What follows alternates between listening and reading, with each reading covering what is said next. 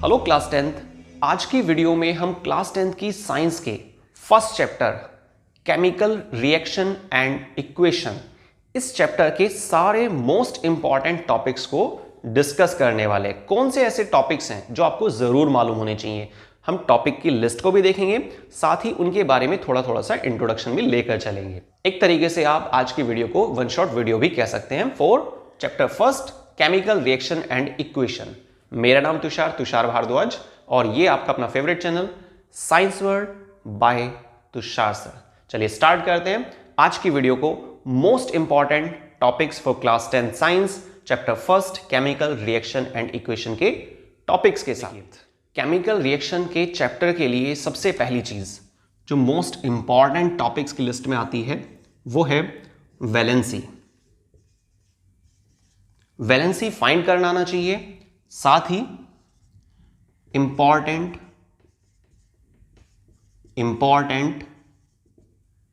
Compounds, ठीक है, और कुछ extra valency, some extra valency, ठीक है। तो देखिए वैलेंसी क्या होती है, कैसे हम उसे निकाल सकते हैं। एक्स्ट्रा वैलेंसी की लिस्ट आपको मालूम होनी चाहिए, जैसे कि सल्फेट है, कार्बोनेट है और क्लोरेट है ना, नाइट्रेट होता है, नाइट्राइट होता है। तो ऐसे कुछ इंपॉर्टेंट वैलेंसी हैं, एक्स्ट्रा वैलेंसी, जो आपको एज सच मालूम होनी चाहिए। जैसे कि सल्फेट का सिंबल क्या होता है, SO4, वैलेंसी -2, ठीक है। मान लीजिए आपको लिखना पड़ रहा है सोडियम सल्फेट, कैसे लिखेंगे आप? जब तक आपको सल्फेट का सिंबल और उसकी वैलेंसी नहीं मालूम होगी तो आप कंपाउंड नहीं लिख सकते, ठीक है। तो मेरे हिसाब से सबसे पहला जो टॉपिक आपको क्लियर होना चाहिए कि वैलेंसी कैसे फाइंड कर सकते हैं। कुछ इंपॉर्टेंट कंपाउंड जैसे कि nitric acid, carbonic acid, bleaching powder, soda ash, washing soda, baking soda, ऐसे बहुत सारे कंपाउंड्स हैं जो आपको मालूम होने चाहिए। किसके लिए? फर्स्ट चैप्टर के लिए। ये तो बल्कि पूरी केमिस्ट्री में ही काम आएंगे, ठीक है। अब यहां पर देखिए लास्ट में क्या लिखा है, सम एक्स्ट्रा वैलेंसी, जैसे कि सल्फेट होता है, कार्बोनेट है, क्लोरेट होता है, नाइट्राइट है, अमोनियम है। तो ऐसे बहुत सारे कुछ एक्स्ट्रा पार्ट है जो आपको क्लियर होने चाहिए। मानकर चलिए कोई आपसे बोलता है पोटेशियम क्लोरेट लिखकर दिखाइए, ठीक है। मैं यहाँ पर एग्जांपल बताता हूँ आपको। पोटेशियम क्लोरेट के लिए कैसे लिखेंगे आप? पोटेशियम का सिंबल होता है के, वो आपको 20 तक की जो लिस्ट होती है ना एलिमेंट की, वहां से क्लियर हो पाएगा। पोटेशियम के लिए सिंबल के हो गया। अब क्लोरेट के लिए क्या होता है? ClO3। क्लोरेट की वैलेंसी पार्ट कितना होगा? -1। पोटेशियम का कितना होता है? +1। तो 1 से 1 कैंसल आउट हो जाएगा। तो सीधा क्या फॉर्मूला बन रहा है यहाँ पर? KClO3, ठीक है। तो फॉर्मूला क्या बना पोटेशियम क्लोरेट के लिए? KClO3। तो इस तरीके से जब आप फर्स्ट टॉपिक क्लियर कर लेंगे तो आपका बेसिक क्लियर हो जाएगा। तो ये सारी चीजें आपको फर्स्ट टॉपिक में क्लियर होनी चाहिए, ठीक है। अब आते हैं सेकेंड टॉपिक की तरफ। अब देखिए सेकेंड नंबर पे रिएक्टेंट किसे कहते हैं, प्रोडक्ट किसे कहते हैं, ठीक है। रिएक्शन क्या होती है, क्लियर। तो रिएक्टेंट क्या होते हैं? Reactant are the substance which take part in a chemical reaction, उसको हम रिएक्टेंट कहते हैं। प्रोडक्ट क्या होता है? जो किसी रिएक्शन के रिजल्ट में बनता है उसको हम क्या बोलते हैं? प्रोडक्ट बोलते हैं, ठीक है। ऐसी रिएक्शन क्या है? रिएक्शन वो पूरा प्रोसेस है जिसमें रिएक्टेंट हिस्सा लेते हैं, प्रोसेसिंग होती है और रिजल्ट में एक नई चीज बनकर सामने आती है जिसको हम प्रोडक्ट बोलते हैं। तो ये पूरा क्या चल रहा है, ये है केमिकल रिएक्शन। रिएक्शन बेसिकली दो तरह की हो सकती है, या तो मेटाबॉलिक रिएक्शन होती है या हम केमिकल रिएक्शन बोलते हैं। यहां पर तो फिलहाल आपके पास केमिकल रिएक्शन का जिक्र है, तो ये चीज आपको ध्यान रखनी है, ठीक है। थर्ड नंबर पे कैरेक्टरिस्टिक्स, थर्ड नंबर पे है कैरेक्टरिस्टिक्स ऑफ केमिकल रिएक्शन, ठीक है। तो कैरेक्टरिस्टिक्स क्या है केमिकल रिएक्शन की? देखिए यहां पर आपको 5 कैरेक्टरिस्टिक्स मालूम होनी चाहिए। याद रखिएगा कैरेक्टरिस्टिक्स का मतलब क्या होता है? लक्षण, है ना।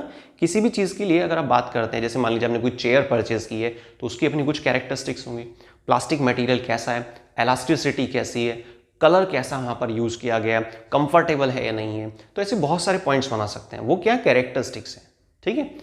तो ऐसे ही यहां पर केमिकल रिएक्शन की कैरेक्टरिस्टिक्स कौन कौन सी characteristics? Number first, evolution of gas, number second, formation of PPT, ठीक है। Third, change in state. Fourth, change in colour. और लास्ट, फिफ्थ नंबर पे, change in temperature.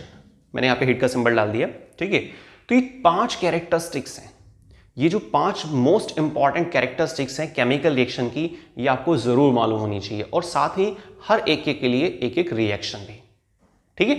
Her characteristics की मीनिंग को क्लियर करना है आपको, और एक एक रिएक्शन को कवर करना है। अगर किसी रिएक्शन के लास्ट में गैस रिलीज हो रही है, इसका मतलब केमिकल रिएक्शन है। अगर किसी रिएक्शन के लास्ट में पीपीटी बन रहा है, प्रेसिपिटेट बन रहा है, इनसॉल्युबल सब्सटेंस मतलब पीपीटी, तो उसको क्या बोलते हैं, ये केमिकल रिएक्शन है। अगर किसी रिएक्शन में आप देख रहे हैं स्टेट चेंज हो रहा है, पहले रिएक्टेंट सॉलिड फॉर्म में थे और आगे प्रोडक्ट में आप देख रहे हैं गैसेस फॉर्म में, या सॉलिड से लिक्विड स्टेट में, मतलब स्टेट चेंज होना चाहिए, ठीक है। तो उसको आप बोलेंगे कि ये तो कैरेक्टरिस्टिक्स है किसकी, केमिकल रिएक्शन की। इसका मतलब इस रिएक्शन को हम केमिकल रिएक्शन कह सकते हैं इस कैरेक्टरिस्टिक्स के आधार पर, ठीक है। नेक्स्ट, फोर्थ नंबर पे, चेंज इन कलर। अगर कलर में बदलाव आ रहा है तो भी आप कह सकते हैं कि हाँ, ये रिएक्शन केमिकल रिएक्शन है। चेंज इन टेम्परेचर, शुरू में आपके पास जैसे कोई रिएक्टेंट था, आपने उसको हीट दी, जैसे आप कैल्शियम कार्बोनेट का एग्जांपल ले सकते हैं, मतलब लाइमस्टोन जब हम गर्म करते हैं ना, तो क्या होता है, CaO+ में H2, ठीक है। पर हीट देने पर ये काम हुआ है ना, इसका मतलब ये भी क्या है, एक chemical reaction.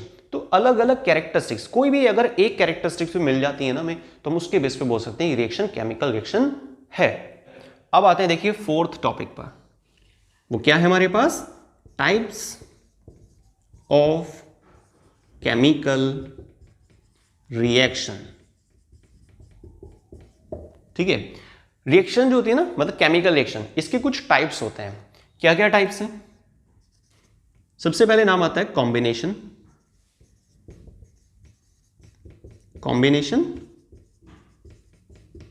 Reaction.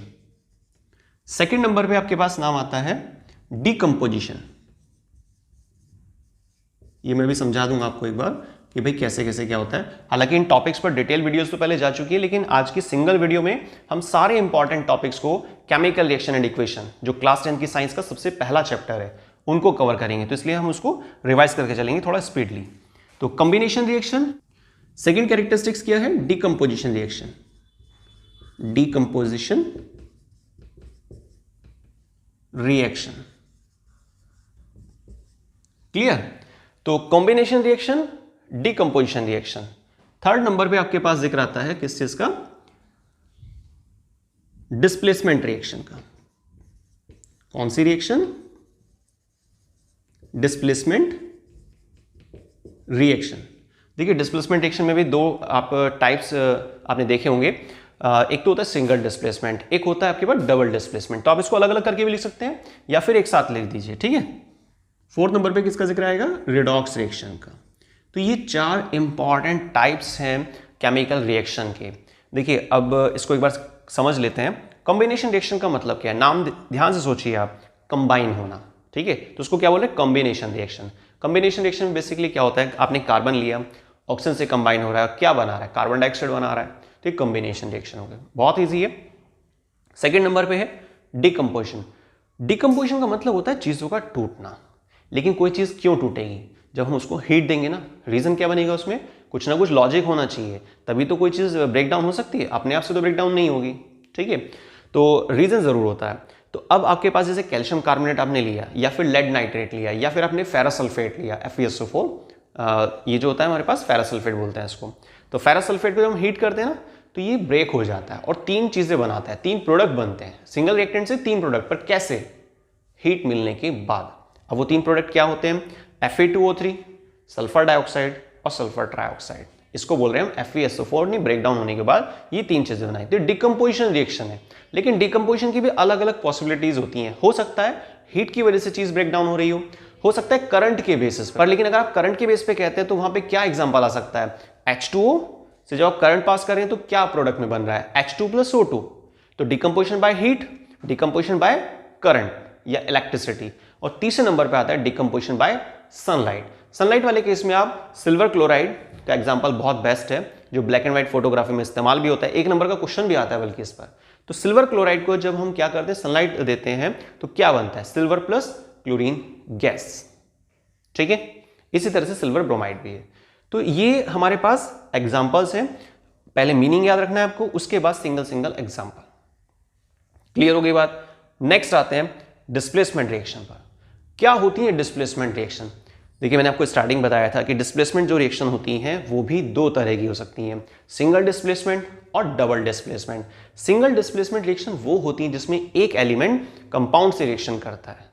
Single element compound से रिएक्शन करेगा और क्या बनाएगा, एक नया कंपाउंड बनाएगा, और जो लो रिएक्टिव वाला एलिमेंट होगा वो साइड हो जाएगा, ठीक है। यहाँ पे रिएक्टिविटी के बेस पे काम चलता है, वो हमें chapter number 3 metal non metal में जो रिएक्टिविटी सीरीज है ना, उसमें पढ़ा भी होगा।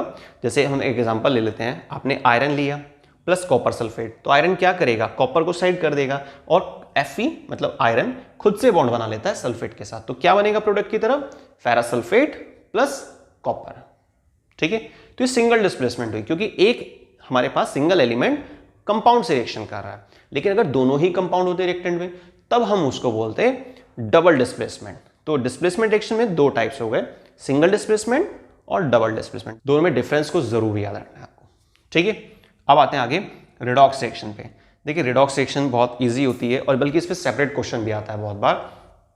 उन रिएक्शंस को हम रिडॉक्स रिएक्शन कह सकते हैं जिसमें ऑक्सीडेशन, लिख देता हूं यहां पे, ऑक्सीडेशन प्लस रिडक्शन।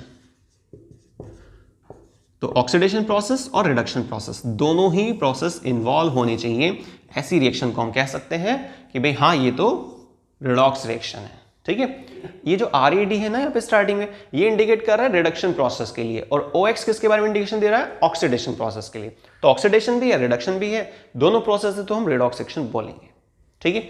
बल्कि इस टॉपिक में ना आपसे कुछ पॉइंट्स भी पूछे जाते हैं अगर ये लॉन्ग क्वेश्चन में आता है तो, कि भाई एक तो ऑक्सीडाइजिंग एजेंट लिख लेते हैं यहां पर, ऑक्सीडाइजिंग एजेंट, रिड्यूसिंग, ये सारी चीजें याद रखनी है आपको, या फिर इसको नोट कर लेना। और मैं कोशिश कर रहा हूं बल्कि वीडियो ज्यादा लंबी ना हो, कम से कम टाइमिंग में पूरा चैप्टर आपको रिवाइज हो जाए, सारे इंपॉर्टेंट पॉइंट्स पता चल जाए। तो ऑक्सीडाइजिंग एजेंट, रिड्यूसिंग एजेंट, और 3rd नंबर पे आपके पास है ऑक्सीडाइज्ड सब्सटेंस, ऑक्सीडाइज्ड सब्सटेंस, और लास्ट 4th नंबर पे आता है रिड्यूस्ड सब्सटेंस। क्या बोलते हैं उसको, रिड्यूस्ड सब्सटेंस, ठीक है। तो ये 4 चीजें आपको क्लियर करनी होती है। लेकिन सबसे पहले जो रिएक्शन दी होगी ना, उसमें आप क्या फाइंड करेंगे कि भाई ऑक्सीडेशन प्रोसेस कहां चल रहा है, रिडक्शन प्रोसेस कहां चल रहा है, ठीक है। तो इसका मतलब रिडॉक्स रिएक्शन हो गई वो, क्योंकि हमने दोनों चीज फाइंड कर ली है। और बाई चांस अगर एक ही चीज मिल पा रही है तो इसका रिडॉक्स रिएक्शन नहीं हो, क्लियर। उसके बाद फिर आपको ये चारों पॉइंट्स वहां से फाइंड आउट करने होंगे, तब आपका ये टॉपिक कंप्लीट हो जाएगा। अब इसके बाद 5वें नंबर पे एक इंपॉर्टेंट टॉपिक आता है, वो है रेंसिडिटी, रेंसिडिटी, ठीक है। और लास्ट एक 6th नंबर पे टॉपिक और है, types of reaction on the basis of heat, types of reaction on basis of heat, heat के बेसिस पे टाइप्स ऑफ रिएक्शन, है ना। सबसे पहले देखिए यहां पर क्या है, रेंसिडिटी। अब रेंसिडिटी होता क्या है, देखिए हमारा जो फूड होता है जब वो स्पॉइल होने लगता है, मतलब खराब होने लगता है, कैसे कैरेक्टराइज करते हैं, अनप्लीजेंट स्मेल के द्वारा। तो रेंसिडिटी एक वो कंडीशन है जिसमें हमारा फूड स्पॉइल होने लगता है, हमारा जो भोजन है, जो खाना है, वो खराब होने लगता है। लेकिन कैसे पहचानते हैं उसको, अनप्लीजेंट स्मेल, वहां से एक बैड स्मेल आने लगती है, तो हम सोचते हैं कि हाँ भाई फूड हमारा खराब हो गया है। लेकिन ऐसा क्यों हुआ, ऑक्सीडेशन की वजह से, ठीक है। तो इसको रोकने के हालांकि कुछ मेथड भी होते हैं, आप उसमें कम से कम 3 मेथड जरूर याद रखिएगा कि कैसे हम प्रिवेंट कर सकते हैं, कैसे हम प्रिवेंट कर सकते हैं रेंसिडिटी को, मतलब खाना जो है खराब ना हो। सबसे पहला, सबसे आसान तरीका, सनलाइट के कांटेक्ट से दूर रखकर। दूसरा तरीका, एयर टाइट कंटेनर का इस्तेमाल करके। तीसरा तरीका, फॉइल पेपर का हम यूज कर सकते हैं, एल्यूमिनियम फॉइल आपने देखा भी होगा कि यूज भी किया होगा। तो 3 तरीके हो गए। 4th नंबर पे आता है एंटीऑक्सीडेंट का इस्तेमाल करके। कैसे, एंटीऑक्सीडेंट, नाम इंपॉर्टेंट है, आप भी नोट कर लेना उसको, एंटीऑक्सीडेंट का इस्तेमाल करके। पर कौन से? BHA और एक होता है BHT, ये मोस्ट इंपॉर्टेंट है। तो BHA मतलब ब्यूटाइलेटेड हाइड्रोक्सी एनिसोल और ब्यूटाइलेटेड हाइड्रोक्सी टोलुइन, ठीक। तो BHA और BHT क्या है? एंटीऑक्सीडेंट है, जो ऑक्सीडेशन नहीं होने देते हमारे फूड का, जिसकी वजह से फूड थोड़ा ज्यादा समय तक चल पाता है। ज्यादा समय का मतलब ये नहीं कि 1-1.5 महीने चल जाएगा, पर हाँ कुछ दिन के लिए वो सही रहता है। क्लियर है? तो ये रेंसिडिटी की टर्म हुई। लास्ट में फिर हमारे पास टॉपिक आता है types of chemical reaction on the basis of heat. Heat के आधार पे देखिए दो हमारे पास कैटेगरी बनती हैं केमिकल रिएक्शन की। नंबर फर्स्ट है एंडोथर्मिक रिएक्शन और सेकंड है एक्सोथर्मिक रिएक्शन। एंडोथर्मिक रिएक्शन उन रिएक्शंस को कहते हैं जिसमें हीट को एब्जॉर्ब किया जाता है, हीट को लिया जाता है, और जब हम हीट को ले लेते हैं तो उसके बाद क्या होता है? रिएक्टेंट टूट जाता है 2 या 2 से ज्यादा प्रोडक्ट्स में, ठीक है। तो ऐसी रिएक्शन को हम बोल रहे हैं एंडोथर्मिक। लेकिन वो रिएक्शन जिसमें हमने हीट नहीं दी लेकिन प्रोडक्ट की तरह हीट देखी जा रही है, हीट रिलीज हो रही है, तो उसको बोलेंगे एक्सोथर्मिक रिएक्शन, जैसे कि थर्माइट रिएक्शन, ठीक है, जैसे कि थर्माइट रिएक्शन। या फिर आप ले सकते हैं कार्बन प्लस ऑक्सीजन और आगे बन रहा है कार्बन डाइऑक्साइड, तो वहां पर भी हीट रिलीज होती है। या फिर आप ले सकते हैं क्विक लाइम प्लस वाटर और आगे क्या बन रहा है? लाइम वाटर, साथ में हीट रिलीज हो रही है। तो ये सब क्या? एक्सोथर्मिक रिएक्शन है। क्लियर? बाकी आप कोरोजन के बारे में थोड़ा सा याद रखिएगा। तो इस चैप्टर के हमने सारे टॉपिक्स को डिस्कस कर लिया, जितने भी मोस्ट इंपॉर्टेंट टॉपिक्स हैं फर्स्ट चैप्टर के लिए क्लास 10th की साइंस के, ठीक। और साथ में उसको थोड़ा सा रिवाइज भी कर लिया है, जिससे क्या ना, अभी देखिए एग्जाम टाइम आ रहा है तो आपको पूरा चैप्टर तो पढ़ना नहीं है, आपको क्या चाहिए? कम समय में पूरा चैप्टर एक बार रिवाइज हो जाए आपको, ठीक है। और अगर टाइम बचता है और किसी पर्टिकुलर टॉपिक में डाउट है तो आप उसको सेपरेट वीडियो के जरिए भी समझ सकते हैं। क्लियर? क्लास 10th की साइंस की आपको प्लेलिस्ट मिल जाएगी science world by Tushar sir channel, मतलब आपके अपने चैनल पर, और वहां से आप उसको टॉपिक्स को चैप्टर वाइज भी प्लेलिस्ट में जाकर सर्च कर सकते हैं, ठीक है। और या फिर वन शॉट वीडियो का यूज कर सकते हैं।